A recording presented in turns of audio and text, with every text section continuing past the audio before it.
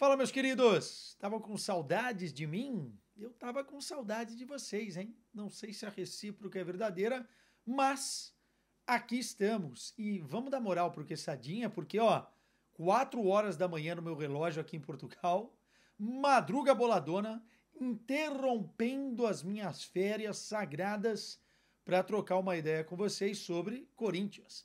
Vamos falar de Corinthians e vamos falar da vitória contra o Palmeiras no derby pelas oitavas de final da Copa do Brasil. Primeiro jogo, Neoquímica Arena, 1-0, gol de Memphis Depay. Teve polêmica, teve jogo pegado, teve pênalti defendido, teve gol anulado e teve o cara que é pago e muito bem pago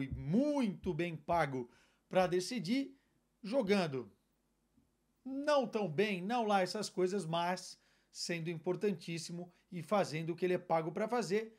Memphis Depay decidiu o primeiro jogo 1-0, tudo aberto ainda, ó. Dois recadinhos rápidos, eu tô de férias, por isso que eu não tô gravando tanto conteúdo por aqui, a galera tá me cobrando já nas redes sociais, mas tô dando uma moralzinha aqui pra família, vou viajar, então tem algumas coisas para organizar, inclusive de equipamento. E o segundo recado é que a minha voz não está tão boa porque eu vou passar por um pequenido procedimento cirúrgico logo no início da próxima temporada para retirar um pólipo das minhas cordas vocais e é esse pólipo que vem me atrapalhando nos últimos tempos. Mas não é nada muito significante, relevante, importante. Logo, logo a gente vai estar de volta a 100%, tá? Então, muito provavelmente, em breve eu não vou gravar tanto conteúdo aqui porque eu vou ter que ficar em repouso nas recuperações médicas. Dito isso, bora falar então do jogo entre Corinthians e Palmeiras. Cara, eu gostei muito do jogo, tá? Achei um jogo que teve todos os ingredientes de um bom clássico. Teve ali uma tensão muito grande que já vem da final do Campeonato Paulista. Teve ali bons momentos alternados das equipes. Muito do que o Abel pensa para o jogo do Palmeiras, nas transições, muito daquilo que o Dorival tenta implementar no jogo do Corinthians, especialmente na pressão ao portador da bola e na pressão alta da sua equipe, contando de novo, mais uma vez, com o trio Garro, Yuri e Memphis. Então eu vi um bom jogo de futebol. É óbvio que em diversos momentos a bola mais parou do que rolou, mas isso faz parte do DNA daquilo que é o clássico e da bagagem que eu falei também no Campeonato Paulista, um jogo de muita tensão, muito pegado, muito contato, muita pressão ao árbitro, o árbitro em alguns momentos também um pouco confuso e perdido dentro dessa pressão, não dando faltas para o Palmeiras, não dando faltas para o Corinthians que poderiam ser marcadas, cartões, enfim, faz parte do clássico. Tá? Mas, no final das contas, eu achei o Corinthians melhor no primeiro tempo e o Palmeiras melhor na segunda etapa. E, curiosamente, o gol do Corinthians sai no segundo tempo, lá pelos 30 minutos do segundo tempo, um pouquinho mais que isso, o Memphis decide o jogo de cabeça. Fazendo uma análise fria já do primeiro tempo, e eu vou entrar aqui também nos lances polêmicos, né? Acho que o jogo começou basicamente com a bola não rolando. Teve um lance de escanteio em jogada ensaiada do Corinthians que o Ranieri foi muito bem na abordagem, quase venceu o Everton. Depois teve um outro lance do Palmeiras, mas o jogo começou a pegar mesmo a partir do 14º, 15º minuto ali, em que o Corinthians conseguiu se encontrar e o pênalti acontece. Veja bem, pênalti claro, não tem reclamação aí se o torcedor do Palmeiras reclamar, ou os jogadores reclamarem, ou o próprio Abel Ferreira, não vi as entrevistas pós-jogo, para esse lance não tem reclamação, cara, porque a bola ela vai alçada, o Memphis domina muito bem a bola, gira para bater. No movimento do Memphis e no movimento do Gustavo Gomes, há ali um erro de cálculo do Gustavo, que arrisca levantando muito o pé e acerta a canela do Memphis, rasga a meia, rasga inclusive a canela do Memphis. É um lance que não tem como não marcar pênalti. Eu acho que até no primeiro momento, o árbitro, meio confuso ali no lance, nem ia dar muita bola no lance, porque achou que o Memphis já tinha finalizado quando o contato acontece, mas depois que ele vê a meia rasgada, o sangue na perna do Memphis e o VAR chama, não tem como não dar pênalti naquele lance, é muito pênalti. o Yuri Alberto vai para a bola. Parêntese aqui. Cara, o Yuri Alberto jogou metade do jogo contra o Botafogo, tá voltando de um tempo longo parado, vai fazer e fez esse jogo completo. Não sei se ele tá sem ritmo, isso é nítido, tanto na abordagem, no ataque aos espaços, quanto também com a bola dominada, né? Ele não consegue dar progressão em alguns lances que talvez o Yuri Alberto com ritmo conseguiria. Ele também não consegue finalizar muito bem alguns lances. Eu não sei se de fato ele tinha que bater o pênalti. Pô, Quesada, agora que ele perdeu é fácil falar, é verdade. Vou dar esse mérito até porque o Yuri, na teoria, é o batedor, né? Artilheiro do time e tal. Mas por conta desse tempo todo parado, a hora que saiu o pênalti, achei que era o Memphis que ia bater. Ou o Garro. Foi o Yuri pra bola, eu não gostei do pênalti que ele bateu, foi forte, foi, mas foi a meia altura e basicamente do jeito que ele correu pra bola, ele telegrafou o que ele ia fazer e o Everton pulou, fez uma ótima defesa e impediu o primeiro gol do Corinthians. Ali tinha duas opções pro Corinthians. Ou o Corinthians sentia, ou o Corinthians ia para cima aproveitando que a torcida tava ao rubro, né? Tava pulsante dentro do estádio e o Corinthians fez isso. O Corinthians não sentiu o pênalti que perdeu, tanto que tem umas duas finalizações logo na sequência, com o Bidu, com o Mateuzinho. O Corinthians cria volume, o Corinthians consegue apertar o Palmeiras na saída de bola, recuperar a bola rapidamente, né? O tempo que o Corinthians demorava para recuperar a bola era muito curto, tanto que o Corinthians tem mais posse de bola no primeiro tempo e o Corinthians verticalizava muito as jogadas, até abusando um pouco disso, tentando fazer com que as coisas funcionassem muito rápido. Eu acho que o Corinthians confundiu um pouco, em alguns momentos, a vontade e a verticalização das jogadas com ansiedade e não uma tomada de decisão bem feita em vários momentos. Porque se tivesse mais calma, mais paciência, ou um pouquinho mais de concentração para dar o último passe, conseguiria encontrar mais espaço, especialmente porque o Memphis encaixava bem entre linhas ali e o Corinthians aproveitou pouco a profundidade dos laterais. Tanto que o gol sai numa bola de lateral, mas pouco se viu o Bidu cruzar, o Mateuzinho cruzar.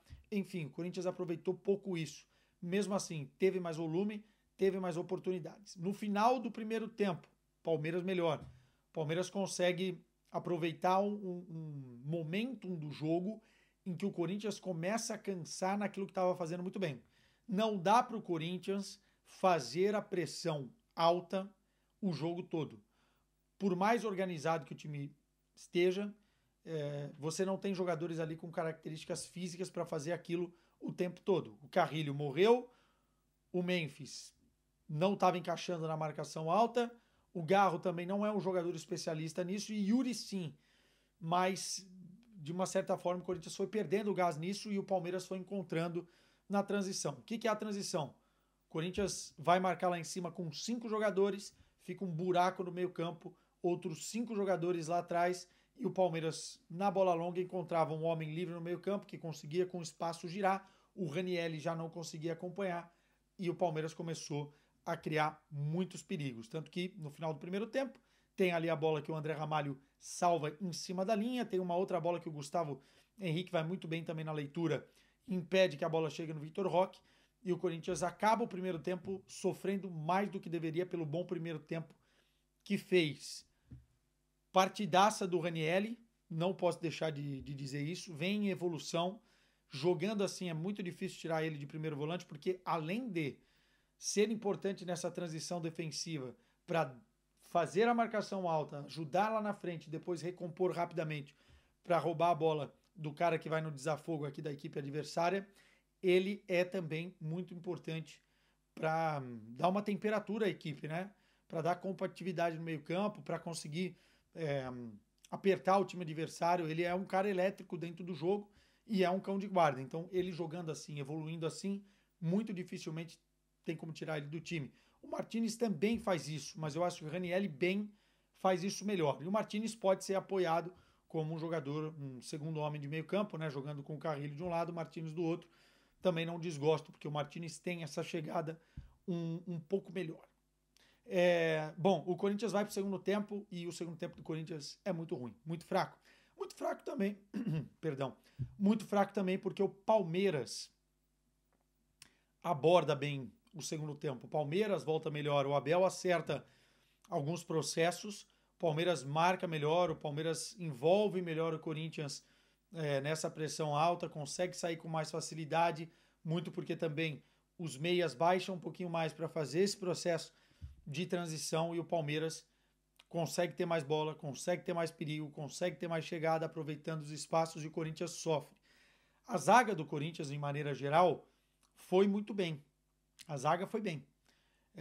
Mas o Corinthians, como um comportamento de grupo, tem que conseguir fechar, compactar um pouco mais e defender um pouco melhor essas transições.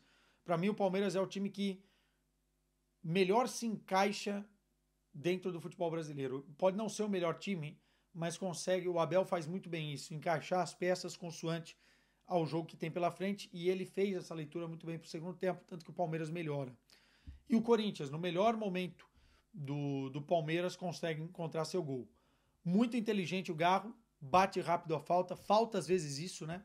Um pouquinho de rapidez e inteligência nos movimentos. O Mateuzinho faz um cruzamento com excelência e o Memphis sobe no meio da área.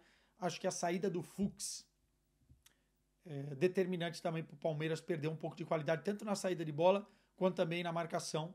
E o Memphis sobe sozinho para cabecear. O Memphis não fazia um bom jogo. O Memphis estava errando em alguns domínios, em alguns passes. Não estava preciso na partida, mas é decisivo, né? Então você não pode tirar um jogador que de uma hora ou outra vai dar um passe que vai encontrar o companheiro numa boa, como ele já fez várias vezes e como gerou, às vezes, no deserto de ideias do Corinthians, era o Memphis que gerava. Acho que o Memphis está com 15 gols e 15 assistências. Ele tem números parecidos com o do Garro, em muito menos tempo. Ou seja, é um jogador que veio para ter esses números, para ser decisivo, e é o primeiro gol dele em clássico. Então, muito importante o gol para ele, muito importante o gol para o Corinthians, e é um gol de um cara que está bem posicionado dentro da área e finaliza muito bem de cabeça. Então, fez o 1-0, por mais que jogador bom não esteja bem no jogo, não dá para tirar o jogador, né? Então, fica aí claro que o Memphis é importante nesse tipo de momento e foi importante. O Yuri precisa ainda ganhar ritmo, fez meio tempo contra o Botafogo, fez um tempo agora inteiro. Importante dar tempo, perde o pênalti, é verdade, mas o Yuri precisa se reencontrar ainda. Mas ele, mesmo assim, é importante, porque ele sem ritmo, ele é melhor que o Romero, tecnicamente, e ele também faz muito bem essa parada de marcação alta, né? Se entende melhor com o Garro, se entende melhor também com o Memphis, e o Yuri vai ser importante. Lance capital que a gente precisa comentar aqui. Logo depois do gol do Corinthians, tem o gol do Palmeiras que é anulado.